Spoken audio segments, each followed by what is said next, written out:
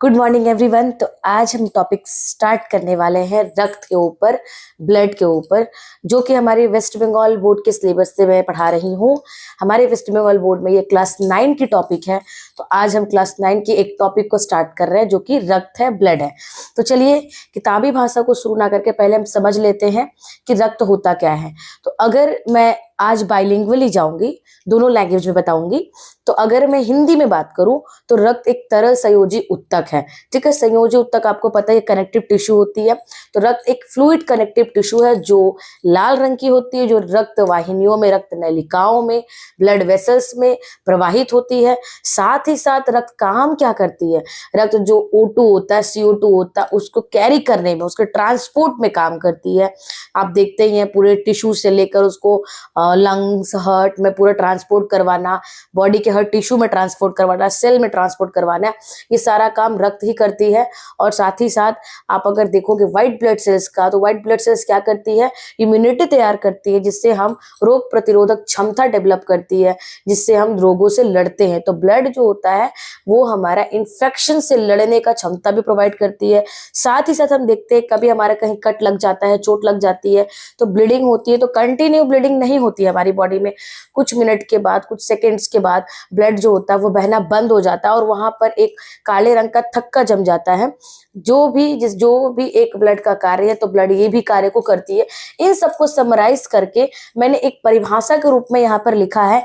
अगर in general आपको 1 marks का या 2 मार्क्स का परिभाषा आता है तो आप लिख सकते हैं रक्त एक तरह संयोजी उत्तक है जो ब्लड वेसल्स में, रक्त नलिकाओं में बहता है, जो O2 CO2 का परिवहन करता है। इतना भी आप लिखोगे तो चलेगा, बट मैं कंबाइंड करके ब्लड के डेफिनेशन को थोड़ा इनहेंस करके लिखी हूं। तो चलिए इसको पढ़ लेते हैं। तो फर्स्ट हम इंग्लिश में पढ़ेंगे। Blood is a fluid connective tissue. ठीक है, तरल संयोजी उत्तक। Blood is a fluid connective tissue, जोड़ने का कनेक्टिव टिश्यू है। ठीक है, दैट सर्कुलेट्स, जो सर्कुलेट्स होता है कहां पर बेटा, थ्रू आउट द बॉडी, पूरी बॉडी में सर्कुलेट होता है, पूरे सर से लेकर पांव तक, उंगलियों तक, हर जगह जो होता है ब्लड का सर्कुलेशन होता है। जहां ब्लड नहीं पहुंच पाता वहां O2 भी नहीं पहुंच पाता है, इसलिए ब्लड जो है पूरी बॉडी में सर्कुलेट होता है। इसके साथ हेल्प्स इन ट्रांसपोर्ट ऑफ या ट्रांसपोर्टिंग O2, साथ ही साथ न्यूट्रिएंट एंड हार्मोन्स। हमने पढ़ा था कि हार्मोन्स जो होता है एंडोक्राइन ग्लैंड से निकलता है, और एंडोक्राइन ग्लैंड जो होते हैं वो अपना सिक्रेशन ब्लड में पोर करते हैं, ब्लड के थ्रू वो अपना सिक्रेशन को भेजते हैं टारगेट ऑर्गन्स तक। तो ब्लड जो ब्लड है वो हार्मोन्स को भी ट्रांसपोर्ट करवाने का काम करता है। साथ ही साथ वेस्ट प्रोडक्ट जो हमारी बॉडी में बनती है उसको भी शरीर से बाहर निकालने में ब्लड हेल्प करता है। और साथ ही साथ इतने कामों के साथ भी आप देखोगे it helps in protecting the body from infection, infection से हमारी बॉडी को बचाता है और ब्लड क्लॉटिंग में हेल्प करता है। आप बेटा देखोगे ये वाला जो वर्क है, ये ट्रांसपोर्ट का वर्क है, ये बेसिकली RBC का वर्क होता है, और ये जो प्रोटेक्शन का जो वर्क है ये बेसिकली WBC का वर्क होता है, और ये जो क्लॉटिंग का जो है ये बेसिकली प्लेटलेट्स का ये बेसिकली प्लेटलेट्स का वर्क होता है, थ्रोम्बोसाइट्स का उपयोग होता है। हमने तीनों को मर्ज कर दिया है एक ही डेफिनेशन के अंदर।